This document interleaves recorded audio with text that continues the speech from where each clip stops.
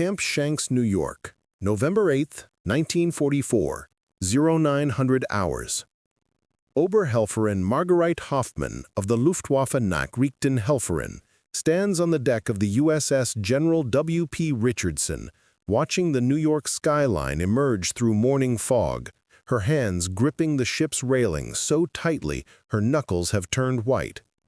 Hoffmann has spent the past 14 days crossing the Atlantic as a prisoner of war, convinced that she and the other 847 German women auxiliaries aboard are being transported to labor camps, where they will work in primitive conditions until Germany's inevitable victory secures their release. What Oberhelferin Hoffmann cannot possibly know, what no German auxiliary trained in Reich propaganda could imagine in their most unsettling dreams, is that within 48 hours she will witness American industrial and military capability so overwhelming, so incomprehensibly vast, that everything she believes about German superiority and American weakness will shatter like glass struck by a hammer. The indoctrination of German women auxiliaries begins long before they enter military service, rooted in years of Nazi propaganda about American society. From 1933 onward, Reich Ministry of Propaganda under Joseph Goebbels systematically portrays America as a nation of mongrel races, industrial weakness masked by propaganda, and moral degeneracy that has sapped any capacity for serious warfare. Freya Schultz, a Blitzmädel who volunteered for Luftwaffe signals duty in 1942, absorbed these messages through Hitler Youth activities, school curricula, and newsreels shown before every cinema feature. She learned that American factories produce inferior equipment, that American soldiers lack fighting spirit, that American society is too soft and pleasure-seeking to sustain a long war, and that Germany's industrial and technological superiority ensures ultimate victory. The Luftwaffe Nachrichtenhelferin serve as communications specialists, radar operators, and administrative personnel, freeing male soldiers for combat duty. These women, recruited from educated middle-class families, receive extensive technical training at facilities like the Signal School at Halle an der Saale. Oberaufseherin Helga Richter, commanding a unit of 40 signals operators at a radar station near Brest, France, trains her women to operate sophisticated German radio and radar equipment while reinforcing propaganda messages about German technological supremacy. The women are taught that German radar systems detect aircraft at ranges American equipment cannot match, that German communications technology surpasses anything the Allies possess, and that German engineering represents the pinnacle of industrial achievement. The reality of Allied technological superiority becomes apparent during the Normandy campaign, though German auxiliaries are encouraged to dismiss evidence that contradicts their training.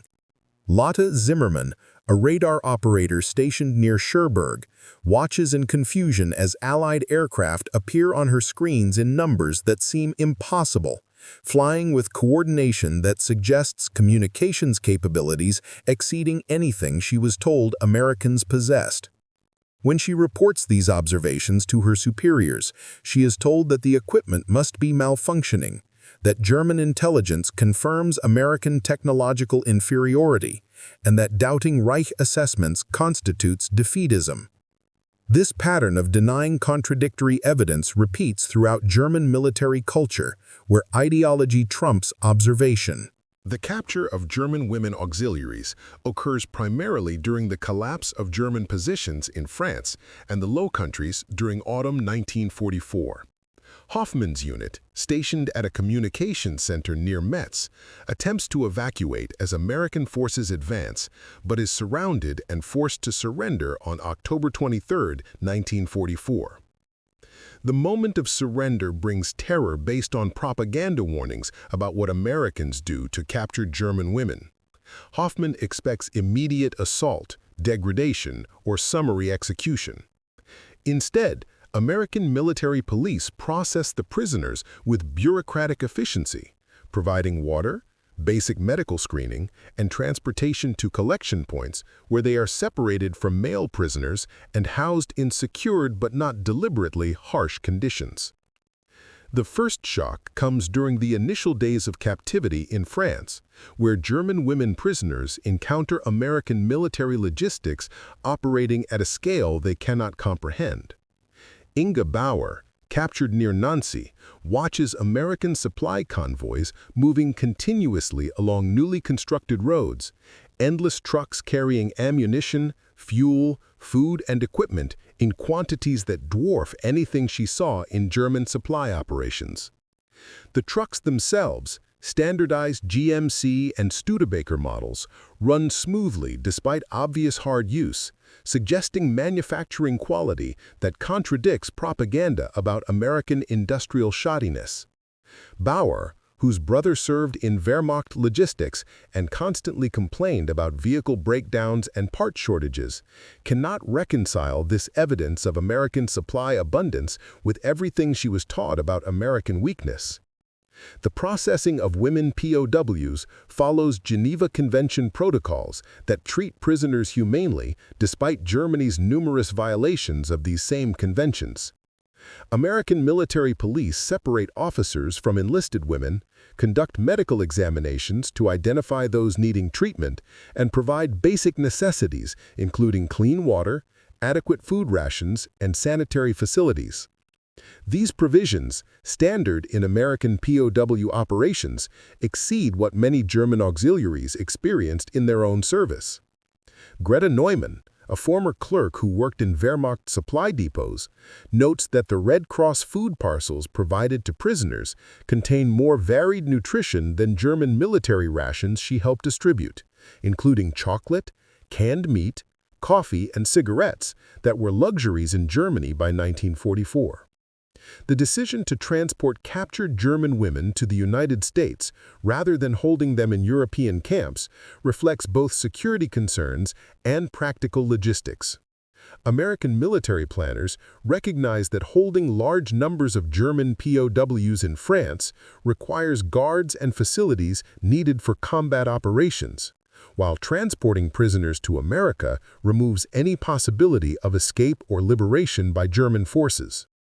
The women are informed through interpreters that they will be sent to America, news that triggers intense anxiety based on propaganda about American brutality. Hoffmann assumes this means slave labor in American factories, working under brutal conditions to support the enemy war effort. The Atlantic crossing aboard USS General W.P. Richardson provides 14 days where German women prisoners live in close proximity and discuss their situation without German male authority figures present. The ship, a converted passenger vessel, carries prisoners in converted cargo holds with bunks, adequate ventilation, and sanitary facilities that, while Spartan, function properly. Guards maintain order but make no attempt to abuse or humiliate prisoners. American Navy personnel provide regular meals, medical attention for those who suffer seasickness, and allow prisoners supervised time on deck for fresh air. This treatment, professional rather than cruel, creates cognitive dissonance among women expecting brutality. During the crossing, informal discussions among prisoners revealed the depth of their indoctrination and the beginning of doubt. Haupthelferin Elisabeth Meyer, a former schoolteacher who served in military administration, leads discussion groups where women debate what awaits them in America. Some maintain absolute faith in Nazi propaganda, insisting that apparent American strength is theatrical display designed to demoralize prisoners. Others, particularly those who witnessed Allied material superiority firsthand, express private doubts about whether Reich propaganda accurately portrayed American capabilities. These discussions remain guarded because, even among prisoners, women fear being reported as defeatists by true believers who might somehow communicate with German authorities. The approach to New York Harbor on the morning of November 8, 1944, begins the systematic destruction of everything these women believed about America. As the ship navigates past the Statue of Liberty, prisoners crowd the rails despite cold weather, staring at Manhattan's skyline with expressions of confusion and disbelief. The skyscrapers, far taller and more numerous than propaganda newsreels suggested, dominate the horizon like a forest of stone and steel. Hoffmann, who was taught that American cities were chaotic slums punctuated by a few impressive buildings, cannot reconcile the obvious wealth and industrial capacity represented by this skyline with propaganda images of American poverty and backwardness. The harbor itself teems with activity that demonstrates American industrial power operating at incomprehensible scale. Dozens of cargo ships load and unload simultaneously at modern port facilities. Military vessels, including destroyers, cruisers, and aircraft carriers, occupy naval berths in numbers that exceed the entire remaining German surface fleet. Cranes move containers with mechanical efficiency. Trains arrive continuously carrying cargo to be loaded onto ships. The entire operation functions with coordination that suggests sophisticated logistics management, not the chaotic incompetence German propaganda attributed to American society. Lotte Zimmermann, watching from the deck, whispers to her companion, "How can this be possible? We were told American industry was primitive, barely capable of producing weapons. This looks more advanced than anything in Hamburg or Bremen." The disembarkation process at Camp Shanks demonstrates American organizational capacity applied to managing prisoners. The women are offloaded in groups, processed through multiple stations where their identities are verified against ship manifests, given medical examinations, provided with information about POW regulations through interpreters, and assigned to barracks within the camp. The processing, while lengthy, proceeds efficiently without the chaos that characterized German military administration in the war's final years. Each woman receives a numbered identification card, a POW identification tag, and documentation explaining Geneva Convention rights in German. This systematic approach, treating prisoners as individuals requiring proper documentation rather than anonymous captives, surprises women accustomed to German military bureaucracy that became increasingly dysfunctional as the war progressed. Camp Shanks itself contradicts expectations about American prisoner facilities. The barracks, while basic wooden structures, feature proper insulation, heating systems that actually function, electric lighting, and sufficient space that prisoners are not packed into overcrowded conditions. The camp includes proper latrine and washing facilities with running water, a medical clinic staffed by military doctors and nurses, a mess hall serving regular meals, and recreational areas where prisoners can exercise and socialize during supervised periods. These amenities, standard in American POW camps, exceed facilities that many German auxiliaries experienced in their own service, particularly during the war's final year when German infrastructure deteriorated badly. The food provided to prisoners shocks women conditioned to German wartime shortages. Breakfast includes eggs, bread with real butter, coffee, and occasionally fruit. Lunch might feature soup, sandwiches, and vegetables. Dinner provides meat, potatoes, bread, and dessert. The portions are adequate for maintaining health, the quality is good, and the variety exceeds what German civilians had seen in years. Greta Neumann, eating her first American meal, tells fellow prisoners, "This is better than what we fed German soldiers at the supply depot. Where does this food come from? How can a nation at war feed prisoners this well while Germans starve?" The cognitive dissonance between propaganda about American weakness and the obvious abundance represented by these meals begins eroding faith in Reich teachings. The treatment by American guards and camp personnel reinforces this dissonance.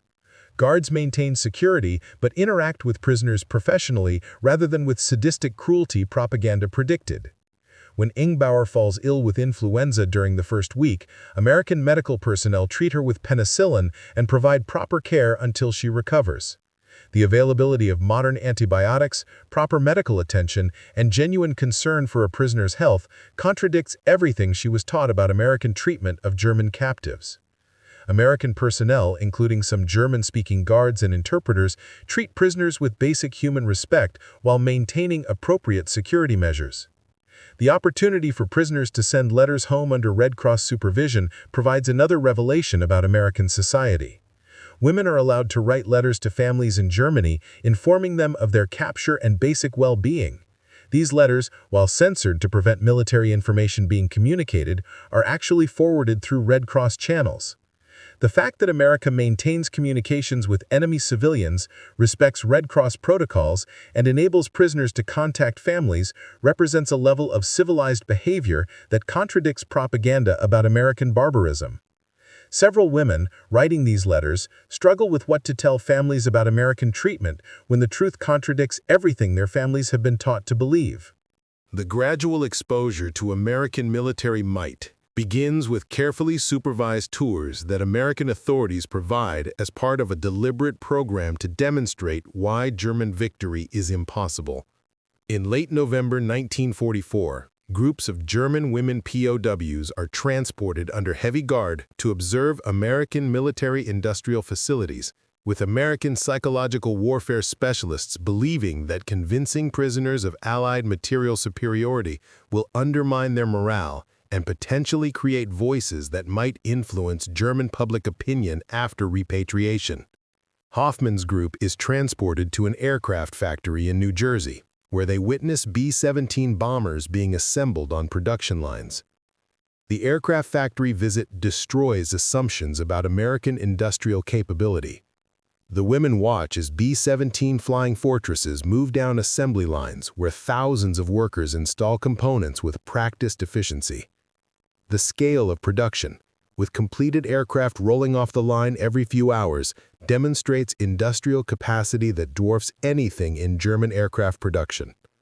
Hoffmann, who visited a Messerschmitt factory in 1943 and thought it represented advanced production methods, cannot comprehend how America produces heavy bombers at this rate while Germany struggles to replace combat losses.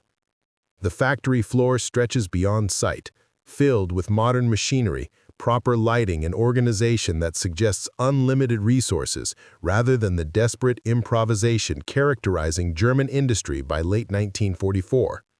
What shocks the prisoners most is not just the scale, but the workers themselves. Women comprise a large portion of the workforce, operating machinery, installing components, and performing skilled labor that German propaganda insisted women could not handle.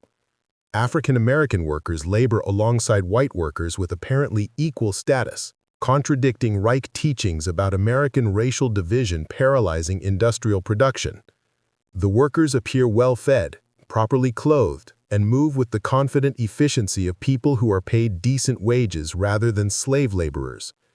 This integrated, efficient, well-treated workforce contradicts Nazi propaganda about American industrial weakness stemming from racial inferiority and worker exploitation. The factory foreman, speaking through an interpreter, provides statistics that seem impossible. The factory produces 17 B-17 bombers per week. America operates dozens of such factories producing various aircraft types. Current production exceeds 100,000 aircraft annually across all types. These numbers, delivered matter-of-factly as simple facts, exceed total German aircraft production during the entire war. Helga Richter, who worked in Luftwaffe logistics and knew German production figures, performs mental calculations and realizes that America produces in 1 year what Germany produced in 5, while sustaining this production without apparent strain on civilian resources. The mathematical reality of this production disparity makes German victory mathematically impossible, a conclusion that crashes against years of propaganda about inevitable German triumph. The visit to a tank depot near Philadelphia provides similar revelations about American material abundance. The women observe hundreds of Sherman tanks arranged in rows, freshly painted and ready for shipment overseas. American officers explain through interpreters that this represents 1 week's production from multiple factories, that thousands of such tanks have already been shipped to Europe and the Pacific, and that production continues at rates Germany cannot match. The tanks themselves, while perhaps not as heavily armored as German Tigers or Panthers, are clearly reliable, mechanically sound, and produced in quantities that represent overwhelming material advantage. Lotte Zimmermann, observing this tank park, understands for the first time why German panzer divisions report being outnumbered by factors of 10 or 20 to 1. America simply produces armor faster than Germany can destroy it. The psychological impact of these revelations affects prisoners differently based on their personalities and depth of prior indoctrination.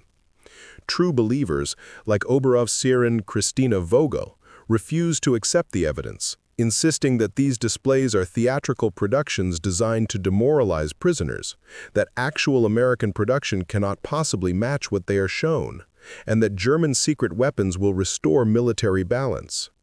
These women cling to propaganda as a psychological defense against evidence that their worldview is false.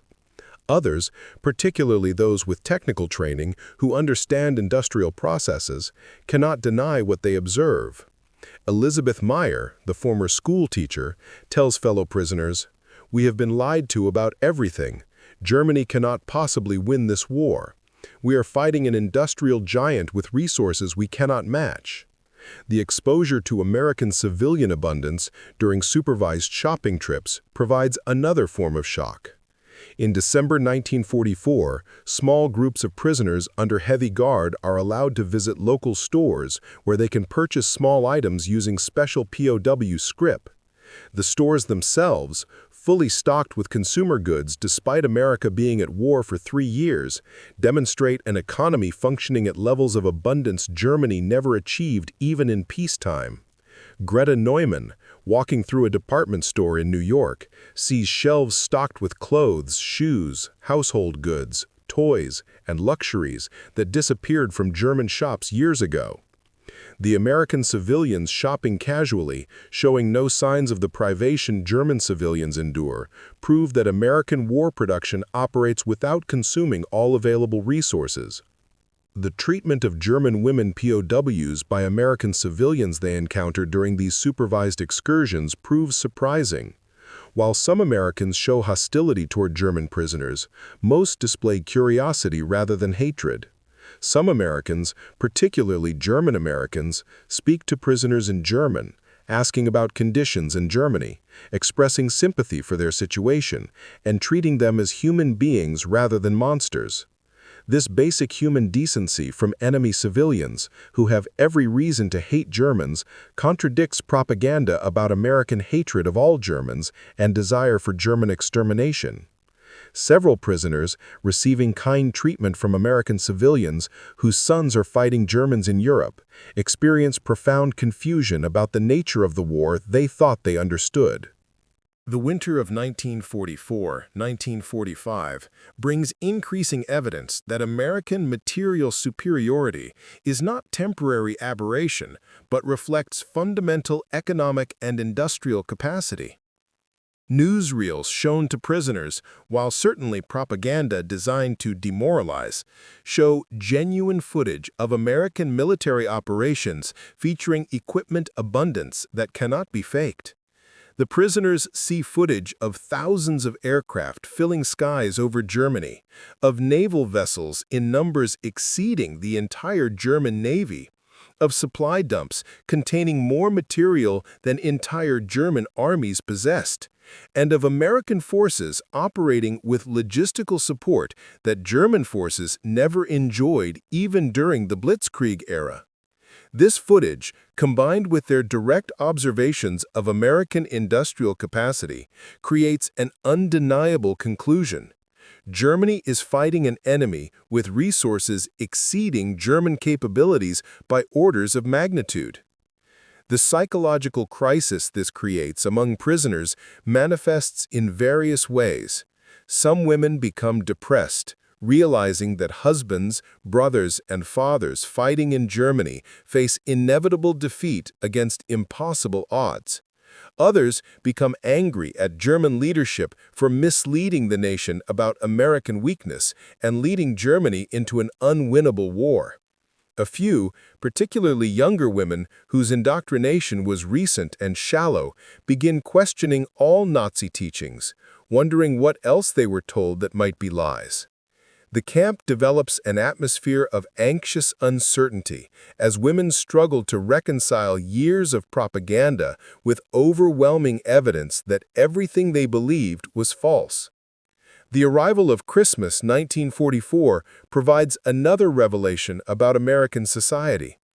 Camp authorities organize a Christmas celebration for prisoners, including decorations, special meals featuring traditional foods, and even gifts of small items like toiletries and candies. The fact that Americans celebrate Christmas at all contradicts Nazi propaganda about godless America hostile to Christian traditions. The fact that this celebration is extended to enemy prisoners demonstrates either Christian charity or psychological manipulation. Many prisoners cannot decide which. Margarete Hoffmann, attending a Christmas service conducted by a German-speaking chaplain, finds herself crying for the first time since capture, overwhelmed by homesickness, confusion about her beliefs, and fear about what the future holds. The new year of 1945 brings intensified efforts by American authorities to expose German women POWs to the full scope of American industrial might. In January, Elizabeth Meyer's group receives transport to Detroit, where they visit Ford's Willow Run plant, a facility that produces B-24 Liberator bombers with assembly line efficiency that revolutionized aircraft manufacturing. The plant, occupying over 3.5 million square feet under one roof, operates continuously with 3 shifts of workers, producing one complete 4-engined heavy bomber every 63 minutes. The women walk through the facility in stunned silence, watching as major aircraft components move along assembly lines where thousands of workers install systems with practiced precision. The scale of Willow Run defies comprehension for women raised on Nazi propaganda about American industrial incompetence. Helga Richter, who worked in Luftwaffe procurement and understood aircraft production timelines, knows that German factories required weeks to produce aircraft that this single American plant completes in less than an hour. The facility employs over 40,000 workers operating modern machinery in a climate-controlled environment with proper lighting and safety equipment. The workers themselves appear healthy, well-dressed, and move with the confidence of people earning good wages rather than the exhausted desperation Richter observed in German factory workers during her last visit home. American plant managers explain through interpreters that Willow Run represents just one of multiple facilities producing B-24s, that other plants produce B-17s, fighters, and transport aircraft, and that total American aircraft production for 1944 exceeded 96,000 aircraft across all types. These production statistics, delivered as simple facts, represent numbers that exceed German total aircraft production for the entire war by factors of 3 or 4. Lotta Zimmerman, performing mental calculations, realizes that America produced more aircraft in 1944 alone than Germany produced from 1939 through 1944 combined, while simultaneously building the world's largest navy, equipping ground forces with abundant material, and maintaining civilian living standards that Germany never achieved in peacetime. The mathematical impossibility of German victory becomes undeniable when confronted with production figures that cannot be dismissed as propaganda, because the prisoners are standing inside facilities actually producing these numbers. The workforce composition at Willow Run provides another shock that contradicts Nazi racial ideology. Women comprise approximately 40% of the workforce, operating complex machinery, performing precision assembly work, and serving in supervisory positions. African American workers labor alongside white workers with apparently equal pay and status, contradicting Nazi teachings about American racial divisions preventing effective industrial cooperation. The presence of workers from various ethnic backgrounds, Italian Americans, Polish Americans, Jewish Americans, all working together efficiently, challenges Nazi ideology about racial purity being necessary for industrial excellence. One German prisoner, Frieda Hartmann, a committed Nazi true believer, watches a black female riveter working with obvious skill and whispers, "This cannot be possible according to everything we were taught about racial capabilities." The visit to a steel mill in Pennsylvania in February 1945 provides similar revelations about American industrial capacity in basic materials production.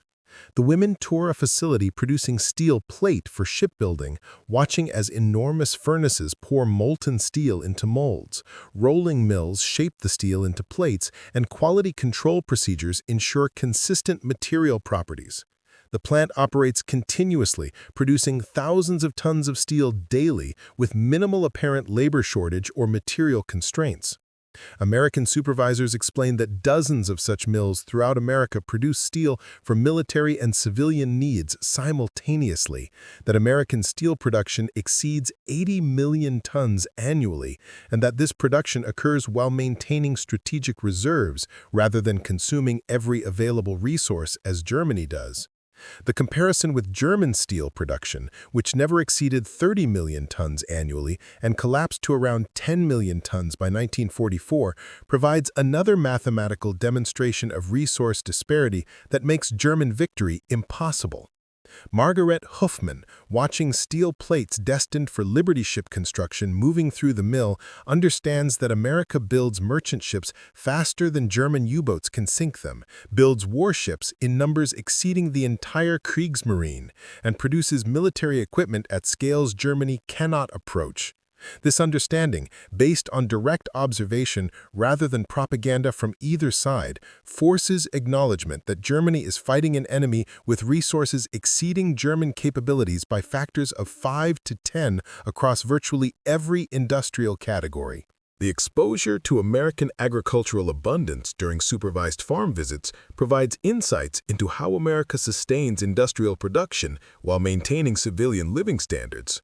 Prisoners visit a mechanized farm in Iowa where they observe agricultural practices employing tractors, combines, and other machinery that increase productivity per farmer to levels impossible in Germany's more labor-intensive agriculture. The farm produces corn, wheat, and soybeans in quantities exceeding what similar acreage in Germany could produce, using fewer workers because of mechanization. American agricultural officials explain that American farms feed not only the American population and military, but also supply significant food aid to allied nations, including Britain and the Soviet Union. This agricultural productivity, combined with industrial capacity, explains how America simultaneously sustains massive military forces, maintains high civilian living standards, and supports allies.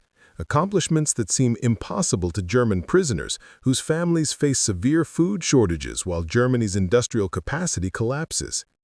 Greta Neumann, daughter of a farmer, recognizes that American agricultural mechanization and scientific farming practices produce yields per acre exceeding German capabilities by 30–40%, multiplied across America's vastly larger agricultural acreage, to create food surpluses while Germany faces famine. The realization that American superiority extends beyond military equipment to fundamental economic capacity, industrial, agricultural, and organizational, makes clear that German defeat results not from specific tactical failures, but from overwhelming material disadvantage. The psychological impact of these revelations creates divisions among prisoners between those who accept the evidence and those who retreat into denial. True believers like Christina Vogel insist that observed American capacity represents temporary mobilization that will collapse once American public opinion turns against the war, that German secret weapons, including jet aircraft and V-2 rockets, will restore military balance, and that Jewish conspiracies explain apparent American strength. These women cling to Nazi ideology as psychological defense against evidence that would require admitting their entire worldview as false. Others, particularly those with technical education who understand industrial processes, cannot deny what they observe. Elizabeth Meyer organizes discussion groups where prisoners debate what they have witnessed, with conversations becoming increasingly frank as evidence of German defeat accumulates. The arrival of spring 1945 brings news of German military collapse that confirms what prisoners learned through direct observation. Reports of Soviet forces advancing toward Berlin, American and British forces crossing the Rhine, and German industrial centers falling to Allied bombing create context for understanding why Germany's situation is hopeless. Prisoners receive letters from family members in Germany describing conditions, severe food shortages, collapse of transportation infrastructure, constant bombing raids, and growing chaos that contrast sharply with American abundance prisoners observe daily. These letters pass through Red Cross channels with significant delays, provide glimpses of Germany's deterioration that make American material superiority even more obvious. The education programs American authorities offer to prisoners represent another form of psychological warfare designed to undermine Nazi ideology. American personnel conduct classes teaching English, American history, and democratic political theory. While attendance is voluntary, many prisoners participate, partly from boredom and partly from genuine curiosity about the enemy nation. These classes present American democratic values, explain constitutional government, discuss free market economics, and contrast democratic systems with totalitarian dictatorships.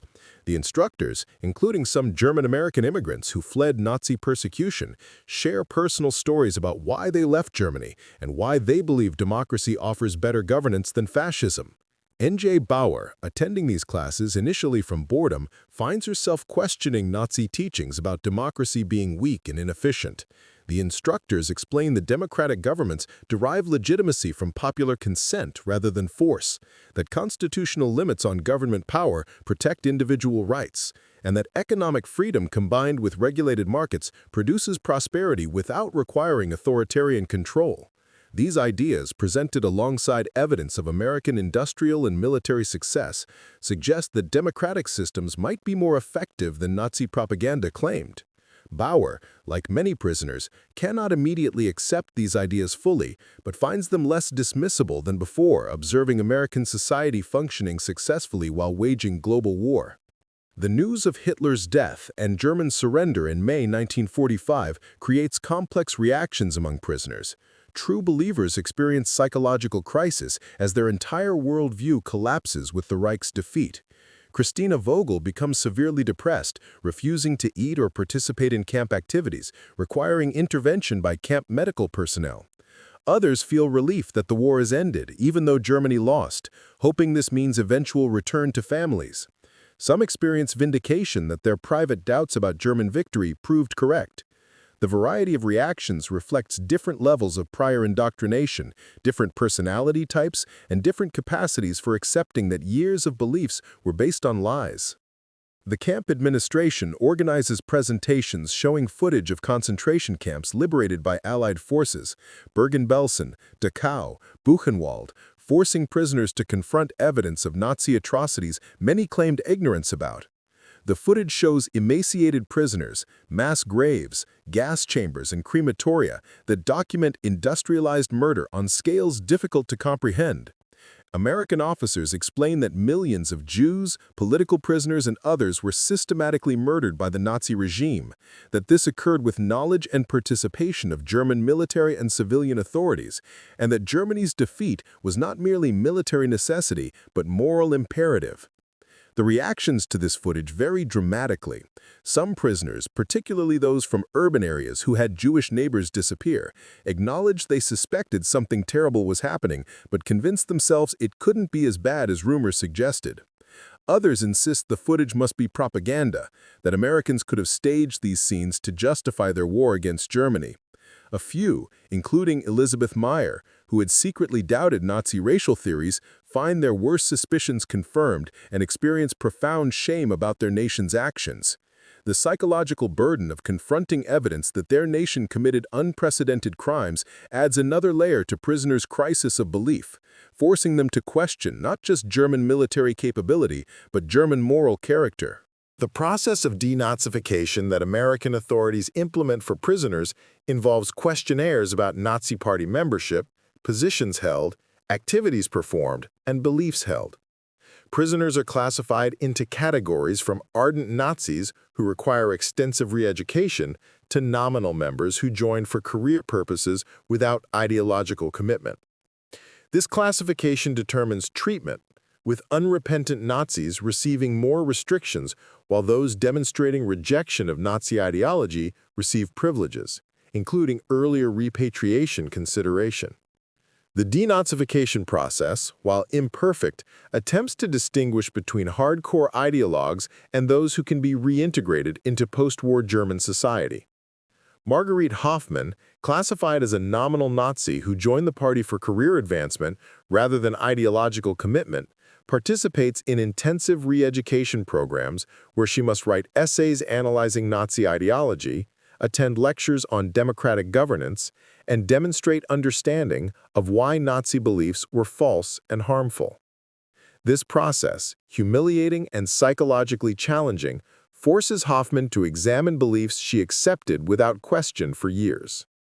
She writes in one essay, "I believed Nazi propaganda about American weakness because I wanted to believe Germany would win. I ignored evidence contradicting these beliefs because accepting the truth meant acknowledging that German victory was impossible and that we fought an unwinnable war based on lies. Observing American industrial capacity firsthand forced me to admit what I should have recognized earlier, that propaganda cannot replace reality and that believing comfortable lies leads to catastrophic consequences." The gradual repatriation of German women POWs begins in late 1945 and continues through 1946 as American authorities determine who can safely return to occupied Germany. Prisoners classified as thoroughly denazified and unlikely to promote Nazi ideology receive priority for repatriation. Those classified as hardcore Nazis or as potential security threats remain imprisoned longer, requiring additional re-education before release.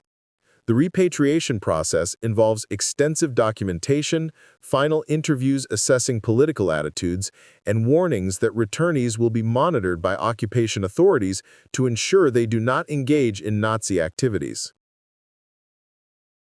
Helga Richter, repatriated in December 1945, returns to a Germany utterly transformed from the nation she left.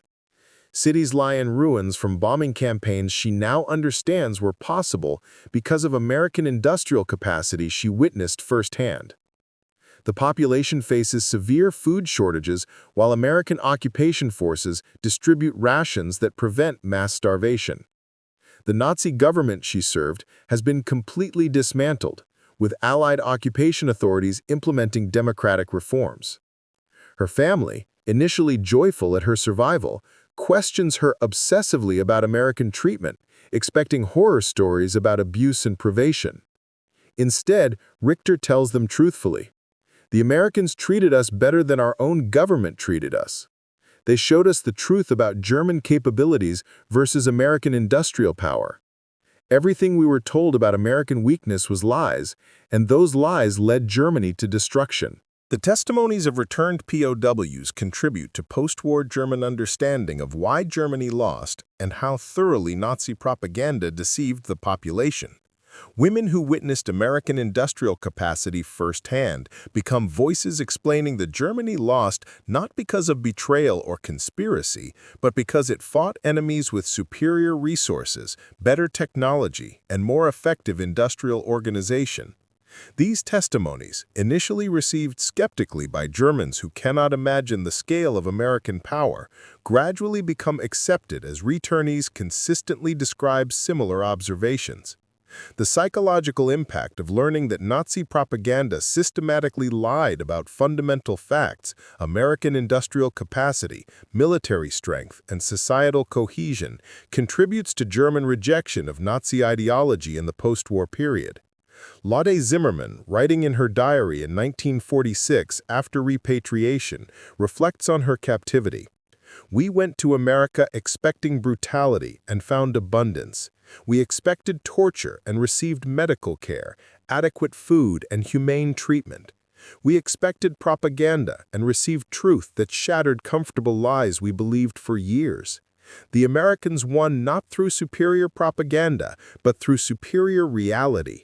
Better industry, better technology, better organization, and values that motivated their population to work collectively toward victory. Germany lost because we believed comfortable lies about our superiority rather than uncomfortable truths about our limitations. This lesson, learned too late to prevent catastrophe, must be remembered so future generations do not repeat our mistakes. The long-term impact on individual women varies based on personality, age, and capacity for psychological adaptation. Some, like Elizabeth Meyer, become advocates for democracy and German-American reconciliation, using their experiences to teach younger Germans about the dangers of propaganda and authoritarianism. Others struggle with shame about serving the Nazi regime and witnessing its crimes, requiring years to process their complicity even in supporting roles. A few, particularly older women with deep ideological commitment, never fully accept that Nazi beliefs were wrong, retreating into private bitterness about Germany's defeat while publicly conforming to occupation requirements. The institutional legacy of these POW experiences influences American military psychological warfare doctrine. The program of showing German POWs American industrial facilities, exposing them to American abundance, and demonstrating overwhelming material superiority proves effective in undermining enemy morale and creating witnesses who can testify about American capabilities after repatriation. American military planners recognize that direct observation proves more convincing than propaganda, that allowing prisoners to witness American society functioning successfully challenges enemy propaganda more effectively than counter-propaganda messages. This recognition influences American POW treatment policies in subsequent conflicts, where demonstrating American values through actions rather than words becomes standard psychological warfare practice. The approximately 850 German women auxiliaries who spent 1944 to 1946 as POWs in America represent a small fraction of German women who served in military support roles, but their experiences provide unique perspective on the war's outcome. These women, indoctrinated to believe in German superiority and American weakness, received education through direct observation that shattered their beliefs and forced recognition that everything they were taught was false. Their journey from confidence in German victory to acknowledgement of inevitable defeat mirrors Germany's larger trajectory from early war success to comprehensive collapse. Captain Margarete Hoffmann, living in West Germany in 1955, keeps photographs from her American captivity, including images of aircraft factories, steel mills, and harbor facilities that demonstrated American power. She shows these photographs to her children and tells them, "These pictures represent the day I learned that believing propaganda rather than evidence leads to catastrophe." The Americans won because they possessed genuine industrial superiority, not because of conspiracy or betrayal. Germany lost because we believed comfortable lies about our capabilities and our enemy's weaknesses. The lesson is simple but profound. Reality always defeats propaganda eventually, and nations that base policy on ideology rather than facts inevitably fail. Never forget this lesson, for the price of forgetting is disaster. This testimony, repeated by hundreds of women who witnessed American might firsthand, helps shape post-war German understanding of the war and acceptance of democratic values. The cognitive dissonance these women experienced between Nazi propaganda and observed reality created psychological crisis that forced fundamental reassessment of beliefs.